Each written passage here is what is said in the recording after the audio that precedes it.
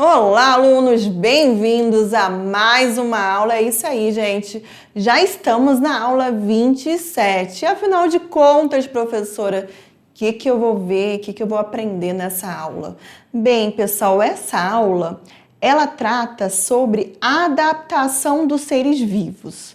Mas vou deixar aqui uma pergunta para vocês. Vocês sabem o que é uma adaptação? Será? É uma questão filosófica agora. Será que vocês estão aí adaptados a esse mundo de hoje?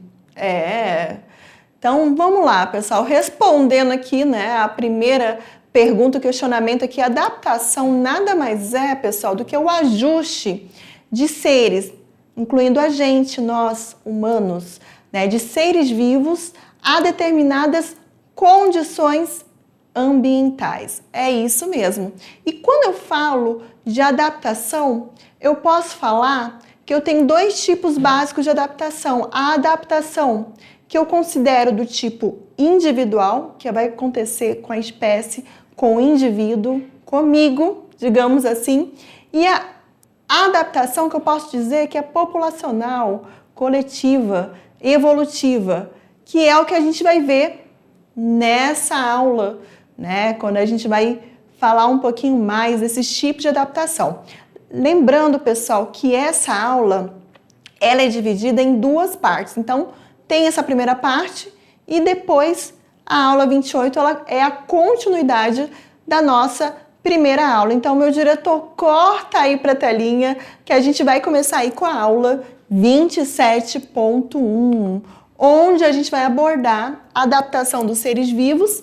Dentro, né, da adaptação dos seres vivos, de início aqui, né, a professora vai citar aqui com vocês a adaptação que eu já comecei aqui a fazer, né, essa linha, esse raciocínio aí para vocês. Vou falar sobre a camuflagem, o tipo de camuflagem que nós temos, a importância e também o mimetismo. Isso aí são alguns dos pontos que vão ser abordados na nossa aula. E já que eu tô falando aqui, né, pedi pro meu diretor me colocar aqui agora na tela, novamente, para vocês me verem aqui, isso aí, gente. E já que eu tô falando de adaptação, lembra que eu falei para vocês da adaptação do tipo individual? Pois é, vou dar um exemplo aqui para vocês. Esse exemplo aqui acontece com todos vocês, gente. Que exemplo é esse, professora? Tá fazendo muito alarde. Então, vamos lá, gente. Quando eu falo da adaptação do tipo individual, lembrando que a adaptação é o quê? É o ajuste, né, do ser vivo a uma determinada condição ambiental. Então, vamos dar um exemplo prático aqui para vocês. Estou num ambiente muito quente, onde a temperatura está elevada. Só a gente pensar aqui na nossa região, né? Nossa região, nosso clima aqui equatorial, é isso mesmo, né? Quente, úmido, isso mesmo. Então, o que acontece, né? Você vai caminhar para chegar aí à sua escola. No momento que você sai do ônibus e caminha até chegar dentro da sala de aula, muitas vezes você faz o quê? Você acaba transpirando, suando, não é isso? Eu sei, gente. Já peguei muito ônibus, eu sei como é que é. Então, pessoal, esse mecanismo que faz com que você soe se chama o quê?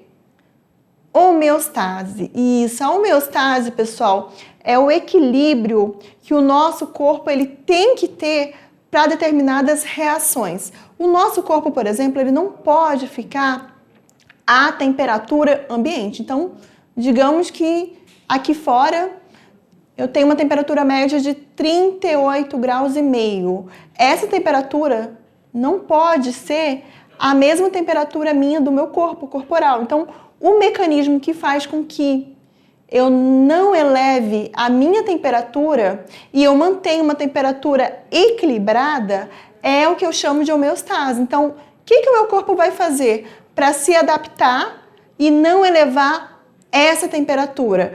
O meu corpo, a partir das glândulas sudoríferas ou sudoríparas, ele vai o quê? Ele vai suar. É isso mesmo, você começa a suar, transpirar, né? Aí você começa a sentir aquela exaustão que faz parte, gente, faz parte desse mecanismo de adaptação. Isso aí, gente, é um exemplo clássico de adaptação do tipo individual que vai acontecer com você, com a sua espécie, com você, né, com a sua unidade, você como indivíduo. Um outro exemplo, pessoal, também de adaptação do tipo individual é o que acontece, por exemplo, vou dar o exemplo agora aí para quem gosta de futebol, vamos pensar aí nos nossos jogadores aqui, né, na nossa seleção. Vamos pensar aí na nossa seleção aí. Então, o que acontece, pessoal? Aqui, né, a gente tem aqui uma concentração, a gente mora, né, numa região próxima à linha do mar, então a gente vai ter uma concentração mais elevada de oxigênio. Se eu pegar esses jogadores da seleção, né, que é o exemplo aqui que eu estou dando, e levar eles, por exemplo, para jogar lá em La Paz, na Bolívia, o que vai acontecer? Esses jogadores, eles vão sentir. Por quê? Porque em La Paz é uma altitude muito elevada com relação à comparação ao nível do mar. Exemplo aí, tá? Isso quer dizer o quê? Que o ar de La Paz, ele é rarefeito. Quando eu falo que o ar ele é rarefeito, isso quer dizer o quê? Que ele vai ter baixa concentração de oxigênio. O que a gente respira, pessoal? Não é o oxigênio?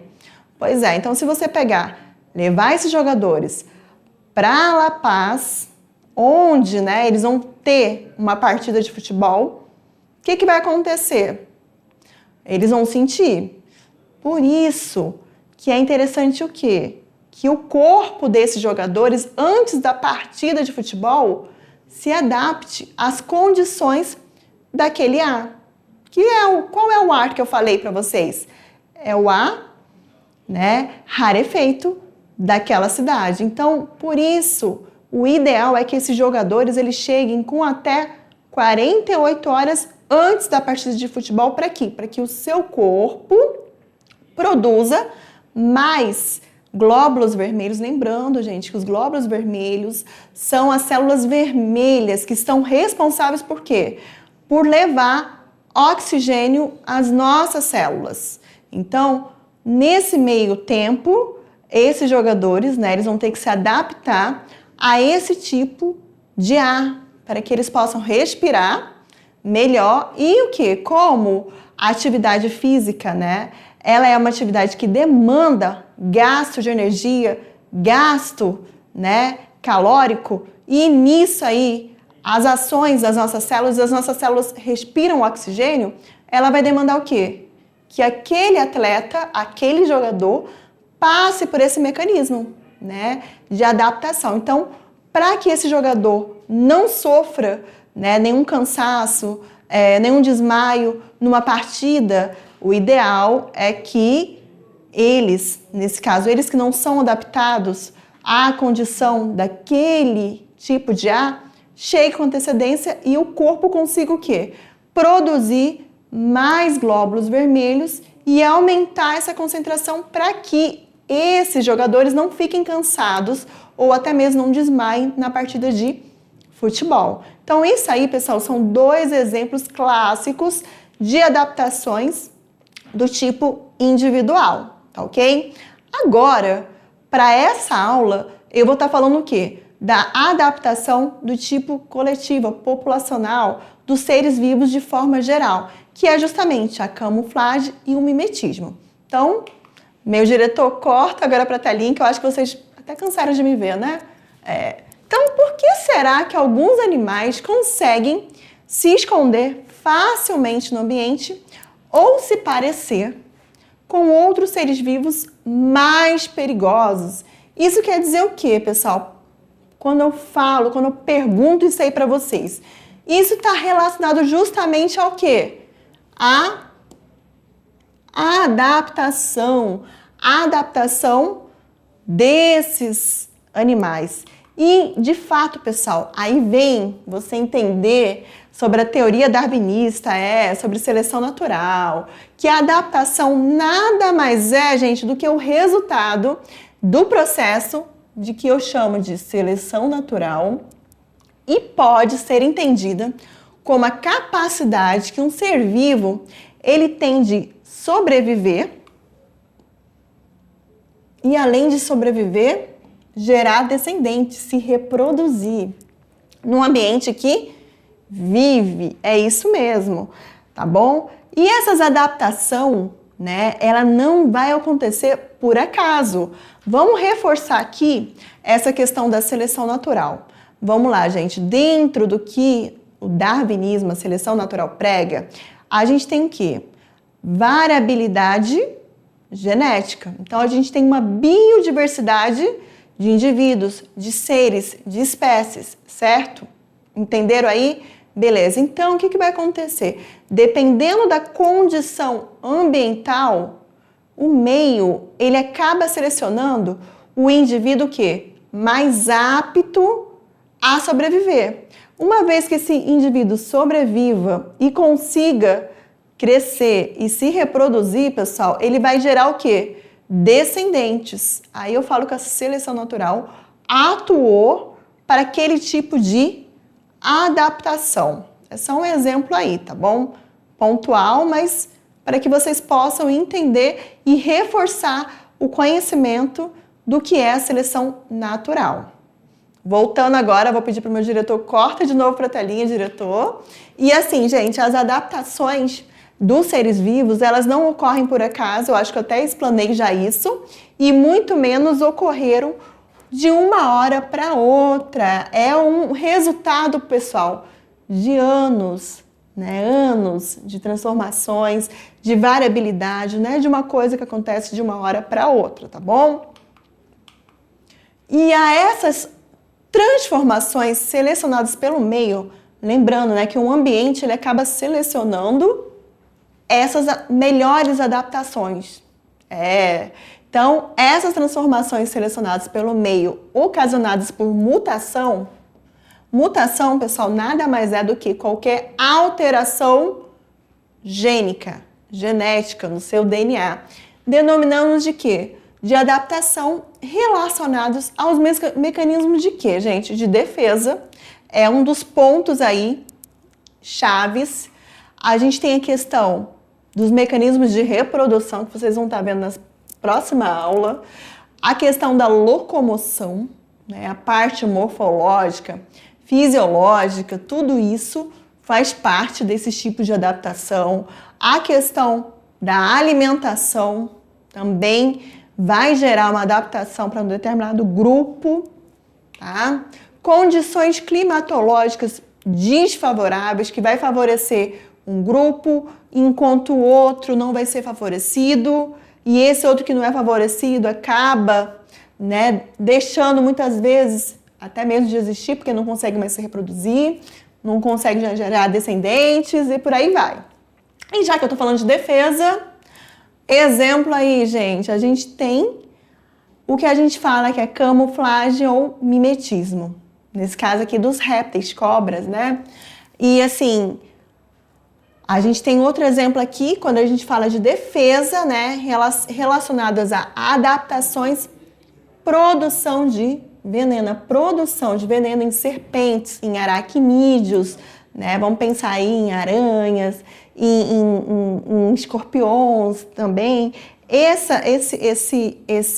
veneno não deixa de ser o quê? Não deixa de ser uma adaptação que faz com que aquele animal, aquele indivíduo, ele consiga o quê? Se defender contra possíveis predadores. É um exemplo aí que você consegue, né, pensar. E quando eu falo de camuflagem, eu estou falando de quê? De um indivíduo, pessoal, que vai conseguir se camuflar com o meio, se parecer com o meio. Quando a gente fala de camuflagem, vou dar o exemplo aqui, né? Vocês já pararam para pensar por que os militares usam aquele uniforme camuflado?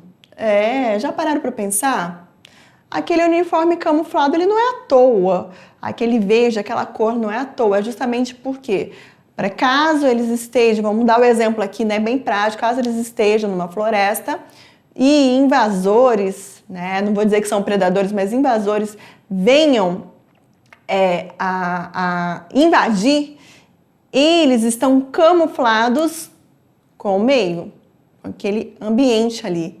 Então, fica mais fácil para quê? Para sua defesa. É uma forma também de defesa. E quando eu falo de mimetismo, que vocês estão vendo aí nessa imagem, deixa eu tentar apontar aqui para vocês, nessa imagem aqui, não dá para ver, a gente tem um exemplo, por exemplo, de corais, que a gente chama de falsa coral e coral verdadeira. Então, a gente tem organismos, espécies, que também vão se aproveitar da semelhança com uma espécie, no caso a falsa coral, com a coral verdadeira, vai se aproveitar da semelhança para quê? Para se defender.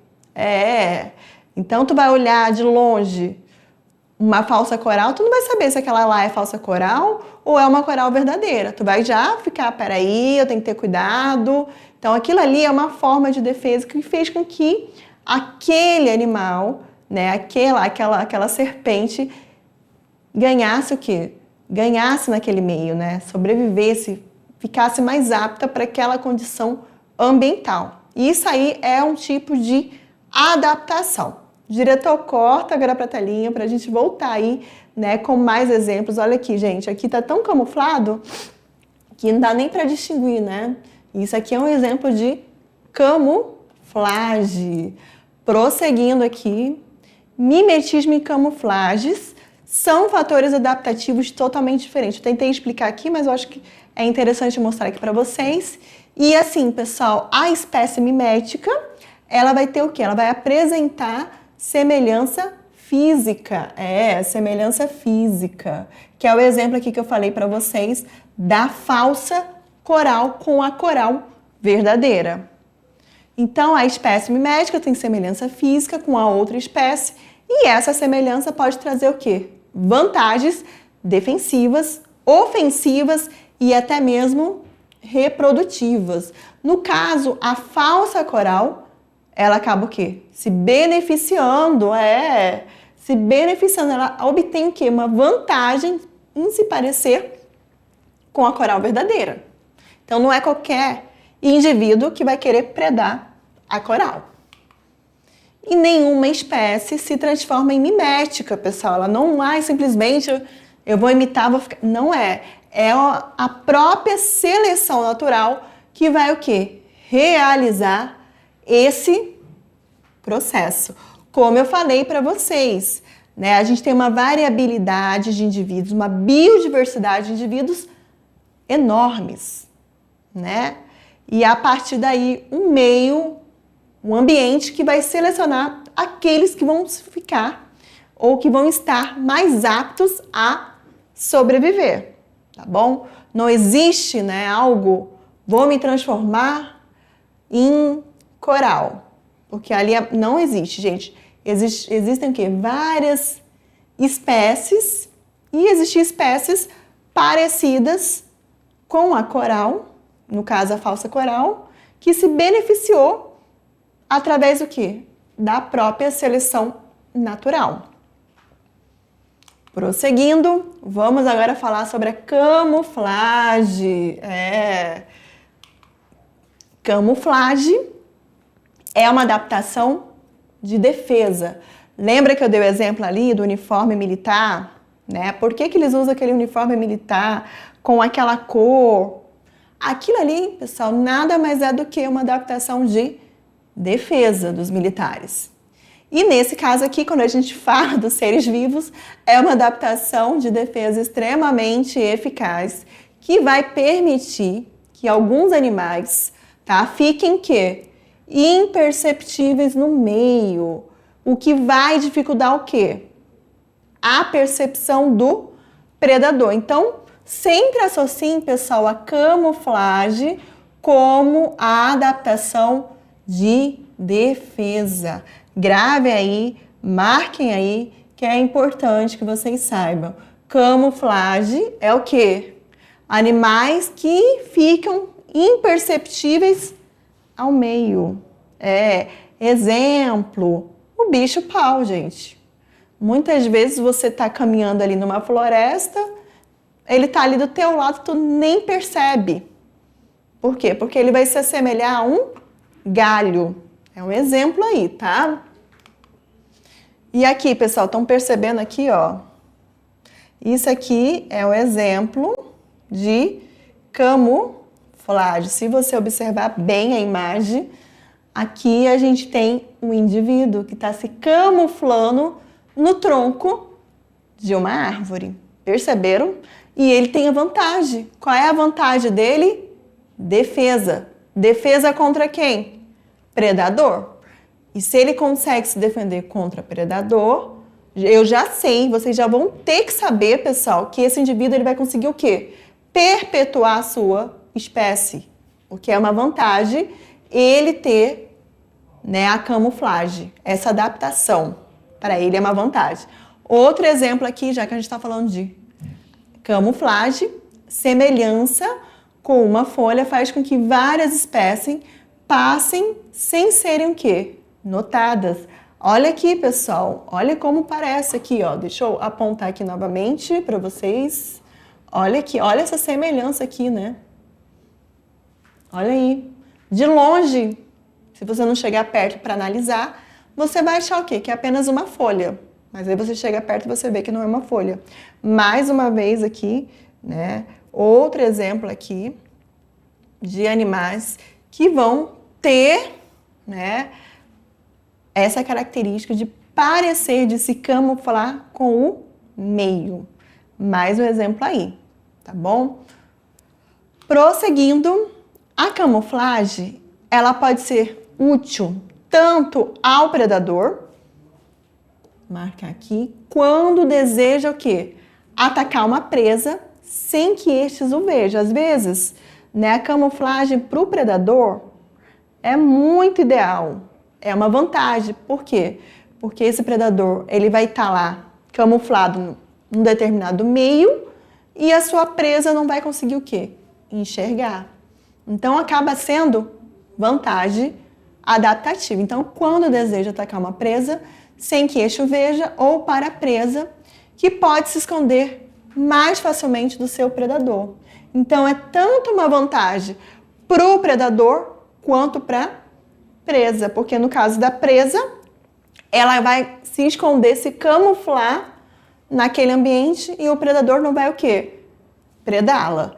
É mais um ponto aí com relação, tá, gente, a esse exemplo aí, da camuflagem, né? Prosseguindo. Eu sei que eu tô bastante repetitiva, mas, gente, isso aí é para vocês não esquecerem de fato, né, o conceito da adaptação, o conceito da camuflagem.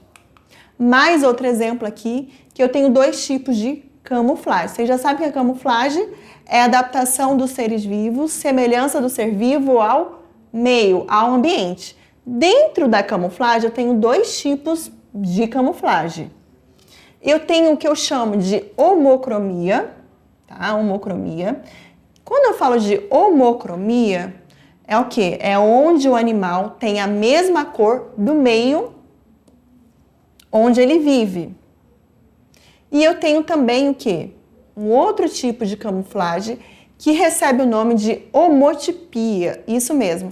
Isso quer dizer o quê, professora? É onde o animal tem a forma de objetos que vão compor o meio. Homocromia, cromia é só você associar o quê?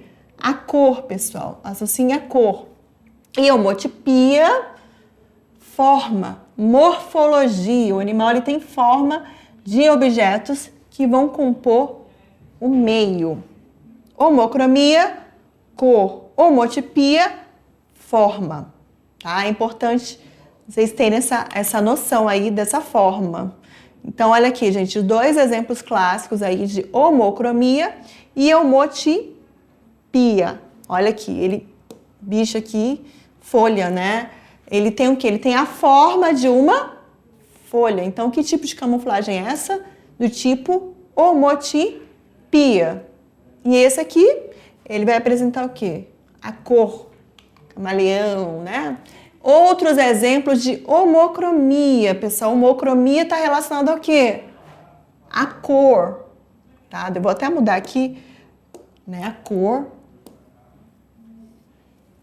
cor do ambiente. Então, os organismos possuem cor semelhante à areia, é um exemplo, folhas, galhos e outras estruturas, tornando-se parecido com o quê? Com o meio. É mais um ponto aí com relação, né, a exemplos de camuflagem, pessoal. E olha aqui, gente, tão parecido com o meio, ó. Vocês estão percebendo aqui? Ficou quase no coração, né? Olha esses indivíduos aí, com a mesma cor. Prosseguindo aqui, agora vem o camaleão aí, né? O camaleão que apresenta cromatóforos, que são células, tá? Que tem essa capacidade aí de ter, né, essa mudança de cor para garantir sua mudança de cor à medida que ele desloca-se pelo ambiente. Aqui percebam aqui uma cor, né? E aqui nessa imagem eu já tenho outra.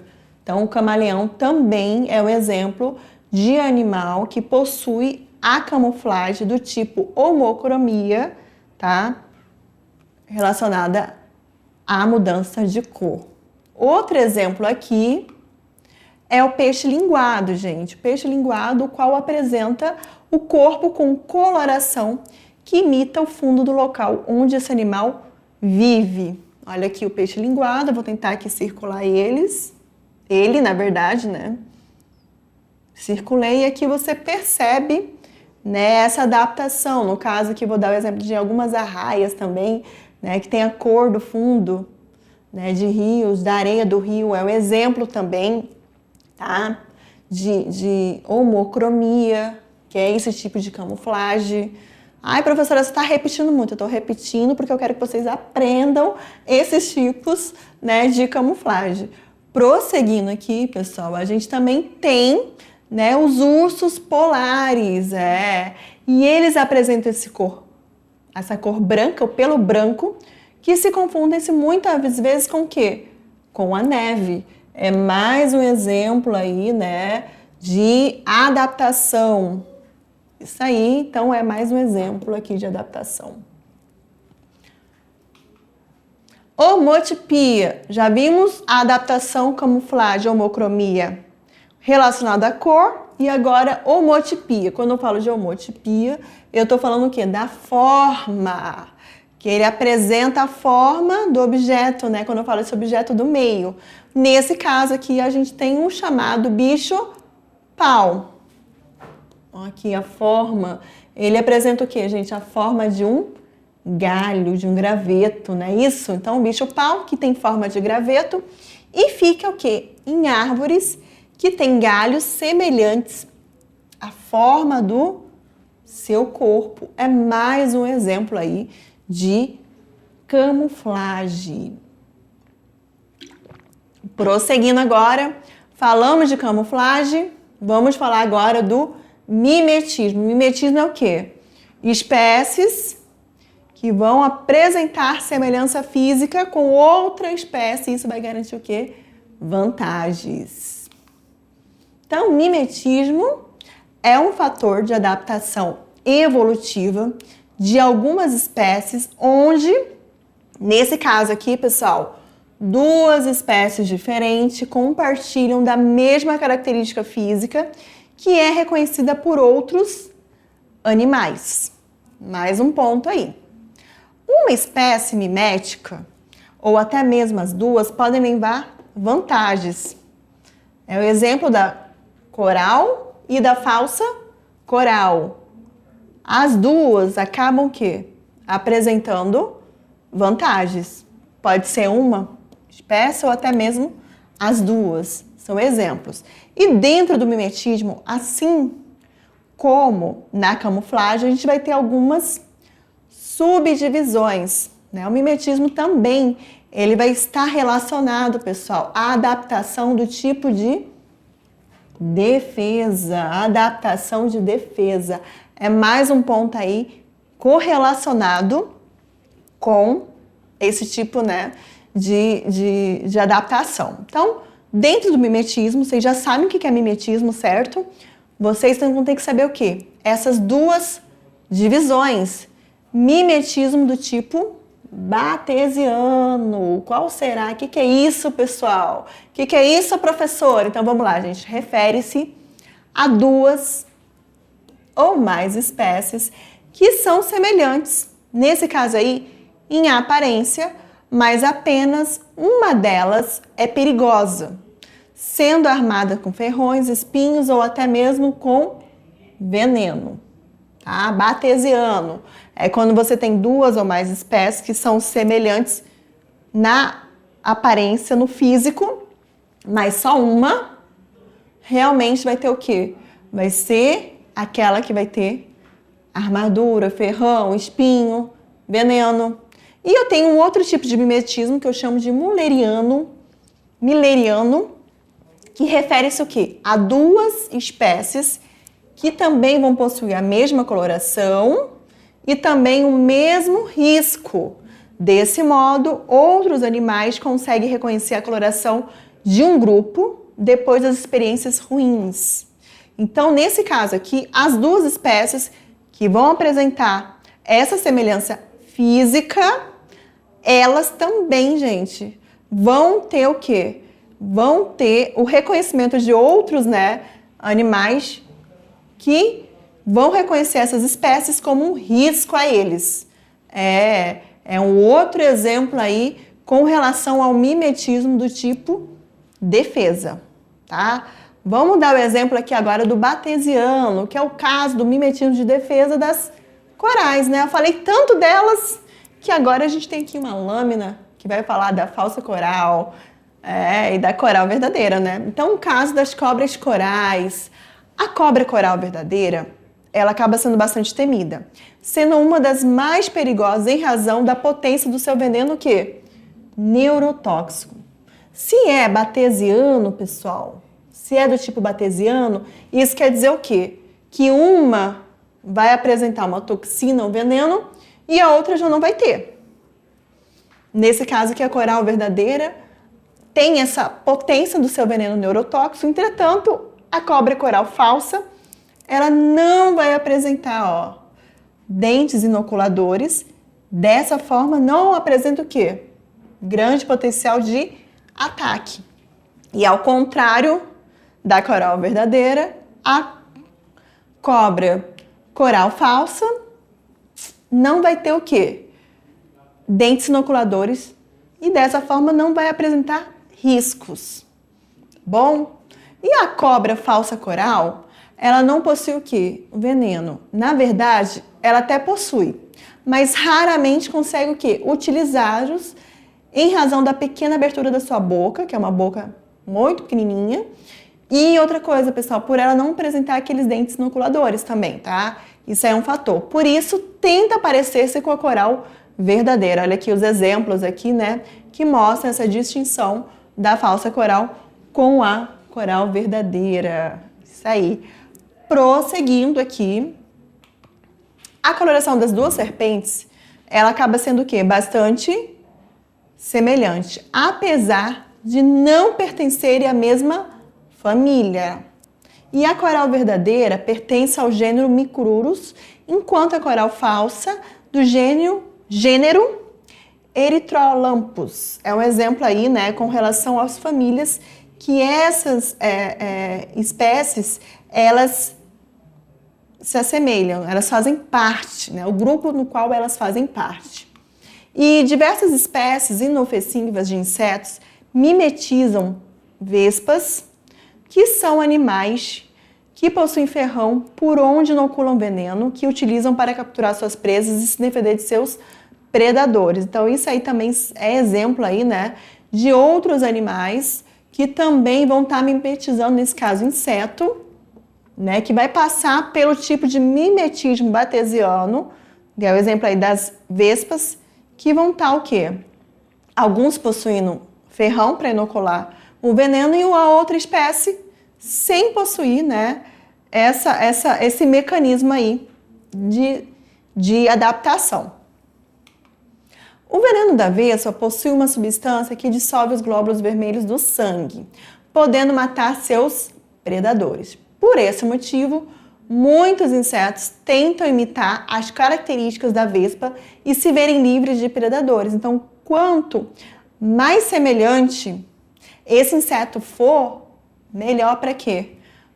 É uma vantagem para que eles se vejam livres de predadores, né? Nada mais é do que uma vantagem, pessoal. E assim, há animais que se assemelham a outros animais que têm gosto ruim e por isso seus predadores não os atacam. É o caso, pessoal, da borboleta, que a gente fala que é a borboleta monarca, e da vice-rei, tá bom? Então vamos lá? Vamos ver aqui. O mimetismo mülleriano. Vamos lá? Como é o caso que das borboletas monarcas e também da vice-rei. Monarca e vice-rei. A monarca produz uma toxina que a torna não que palatável, né? Não mastigável, intragável mesmo aos seus predadores. Já, né, a vice-rei vai se beneficiar, né, dessa vantagem aí adaptativa, tá bom? Já a borboleta vice-rei, ela se assemelha-se muito ao padrão de cor e desenho apresentado pela borboleta monarca. Vocês percebem aqui, né, que as duas são bastante semelhantes e desta forma ela garante sua segurança ao apresentar semelhança com a outra borboleta. É mais uma vantagem, tá? E acaba também, né, tendo essa questão de não ser palatável para os predadores. E além, né, do mulleriano, batesiano, a gente tem um outro tipo de mimetismo, que a gente fala que é o mimetismo do ataque. Como assim, professora, do ataque? Vocês viram da defesa, né? Agora é do ataque. Vamos partir para o ataque aqui, gente. Que é o quê? O mimetismo do tipo pecamiano. O pecamiano. Os animais, eles se disfarçam para atacar suas presas, se misturando a outros parecidos para se aproximar da presa. É o caso, pessoal, da aranha da família Salticidae, que vai imitar o quê? Formigas do gênero Pseudomymex, as quais seu alimento, né, é preferido. No caso, pessoal, essa aranha, ela tem essa vantagem de parecer com a formiga, e é justamente por ela parecer com a formiga, ela consegue atacá-la, e é justamente essa formiga que é o quê? Um dos seus alimentos preferidos. Então, olha aí, gente, é mais uma vantagem, só que nesse caso aí, uma vantagem de ataque. Perceba que a gente não consegue nem distinguir aí, né, olhando essa imagem, o que é a formiga e o que é a aranha. Por quê? Porque elas são parecidíssimas, né? Elas são muito semelhantes. Então, chegamos agora, pessoal, ao final aí da nossa aula. É isso aí. Eu sei que teve bastante pontuações, né? E já, pessoal, eu volto com aquele momento aí da revisão geral, tá bom? Até mais!